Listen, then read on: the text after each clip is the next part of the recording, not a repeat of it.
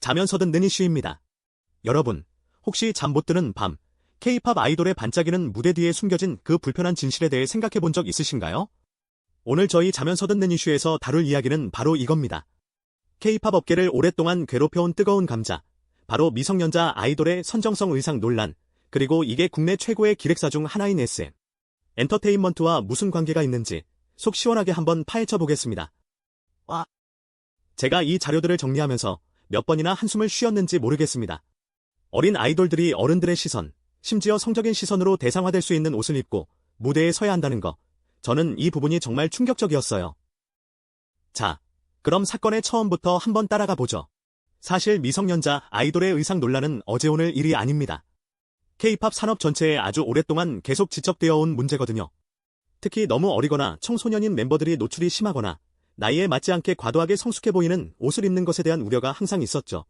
이게 얼마나 심각했냐면 과거에는 방송통신심의위원회, 그러니까 정부 기관까지 나서서 미성년자 연예인의 노출 의상을 규제하려고 했을 정도였어요. 그만큼 사회적인 문제였단 거죠. 이런 상황 속에서 SM 엔터테인먼트 역시 비판을 피해갈 수는 없었습니다. 솔직히 말해서 한 외신에서는 SM 스타일리스트들이 미성년자 아이돌에게 성적으로 대상화된 의상을 입혔다고 콕 집어 비난하기도 했어요. 어떤 사건 하나가 크게 터졌다기보다는 이런 지적이 계속해서 쌓여왔다는 이야기입니다. 최근 사례를 한번 볼까요? SM의 한 신인 그룹 멤버 기안이 입은 짧은 체크무늬 반바지가 미성년자에게 부적절하다는 논란이 있었어요. 심지어 날씨도 추운 겨울이었는데 말이죠. 아니, 겨울에 짧은 반바지가 말이 됩니까? 팬들이 찍은 영상에는 스타일링에 대한 분노 섞인 댓글이 가득했다고 합니다. 보는 사람도 불편한데 입은 아이돌은 얼마나 힘들었을까요? 또 다른 신인 그룹 하츠투하츠도 광고 콘셉트가 미성년 멤버들이 하기엔 부적절하다는 비판을 받았고요. 레드벨벳 같은 경우도 덤덤 활동 때 너무 짧은 의상이라든지 멤버들이 직접 불편해할 정도로 파인 옷 때문에 스타일리스트들이 비판을 받은 적이 있었죠. 물론 레드벨벳 멤버 모두가 미성년자는 아니었지만 이처럼 적절하지 않은 의상에 대한 비판은 SM 소속 그룹들에게 꾸준히 따라붙는 꼬리표였다는 겁니다. 그렇다면 SM은 이런 논란에 대해 어떤 입장을 밝혔을까요? 솔직히 말해서 SM이 이번 미성년자 의상 논란에 대해 공식적으로 해명하거나 입장을 낸 자료는 찾기 어려웠습니다. 아마 대형 사고로 번진 적이 없어서 그럴 수도 있겠죠. 하지만 아예 모르는 척하는 건 아니에요. SM은 소속 아티스트에 대한 허위 사실이나 악성 댓글에 대해서는 법적으로 강경하게 대응하겠다고 여러 번 밝혔거든요. 이 말은즉 온라인 여론을 계속 지켜보고 있다는 뜻으로 볼 수 있겠죠.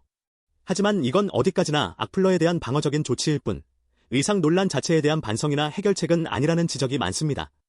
이 입장문의 핵심을 요약하자면 우리 아티스트는 우리가 지킬 테니 선 넘지 마라, 딱 이 정도인 것 같아요. 그럼 이런 논란에 대해 네티즌들은 어떻게 생각했을까요? 커뮤니티 분위기는 대부분 미성년자 아이돌의 성상품화에 대한 깊은 우려를 표하는 쪽이었습니다. 어린 친구들이 무슨 죄냐?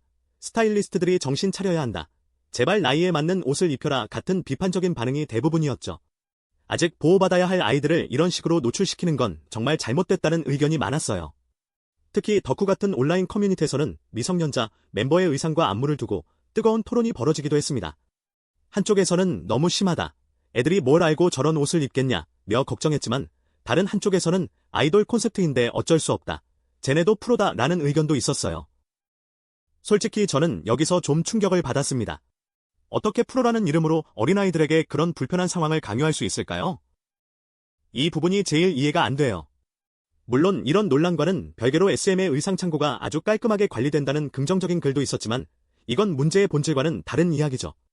전반적인 여론은 압도적으로 기획사들이 자극적인 콘셉트보다는 아이돌의 정신적, 신체적 건강을 먼저 생각하고 10대 팬들에게 긍정적인 영향을 줄 수 있는 방향으로 나아가야 한다는 겁니다.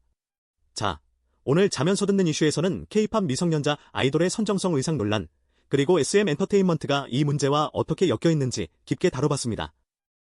결론은 이겁니다. 이건 특정 기획사 하나의 문제가 아닌 K-팝 산업 전반에 걸쳐 계속되는 문제라는 것. 그리고 SM 같은 대형 기획사일수록 더 큰 책임감을 가져야 한다는 거죠. 아직 미숙한 아이들에게 과도하게 성숙하거나 노출이 심한 옷을 입히는 관행은 분명히 개선되어야 합니다.